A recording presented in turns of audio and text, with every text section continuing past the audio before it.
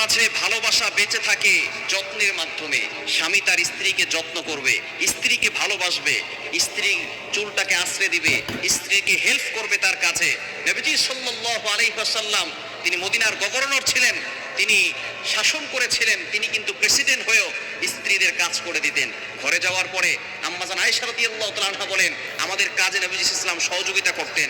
কিন্তু দুঃখজনক হলেও সত্য, আমরা স্বামীরা এডাম দিয়ে বসে থাকি, স্ত্রীদের কাজে সহযোগিতা করি না, শুধু বদনাম করি, তুমি এটা করলে কেন, এটা করলে না কেন, তোমার রান্না ভালো না, তোমার এটা ভালো না। বদনাম না করে তার প্রশংসা করুন, তাকে কাজে হেল্প করুন, তার যত্ন নিন, তাকে ভালোবাসুন, দেখবেন সংসারে সুখ আসবে, আল্লাহ পাক রব্বুল আলামিন শান্তির ব্যবস্থা করে দিবেন। স্বামী স্ত্রীর মাঝে ভালোবাসা বেঁচে থাকে যত্নের মাধ্যমে।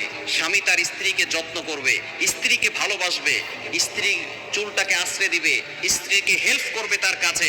নবীজি সাল্লাল্লাহু আলাইহি ওয়াসাল্লাম তিনি মদিনার গভর্নর ছিলেন, তিনি শাসন করেছিলেন, তিনি কিন্তু প্রেসিডেন্ট হয়েও স্ত্রীদের কাজ করে দিতেন। ঘরে যাওয়ার পরে আম্মাজান আয়েশা রাদিয়াল্লাহু তাআলা আনহা বলেন, আমাদের কাজে নবীজি সাল্লাল্লাহু আলাইহি ওয়াসাল্লাম সহযোগিতা করতেন। কিন্তু দুঃখজনক হলেও সত্য, আমরা স্বামীরা এডাম দিয়ে বসে থাকি, স্ত্রীদের কাজে সহযোগিতা করি না, শুধু বদনাম করি, তুমি এটা করলে কেন, এটা করলে না কেন, তোমার রান্না ভালো না, তোমার এটা ভালো না। বদনাম না করে তার প্রশংসা করুন, তাকে কাজে হেল্প করুন, তার যত্ন নিন, তাকে ভালোবাসুন, দেখবেন সংসারে সুখ আসবে, আল্লাহ পাক রব্বুল আলামিন শান্তির ব্যবস্থা করে দিবেন। স্বামী স্ত্রীর মাঝে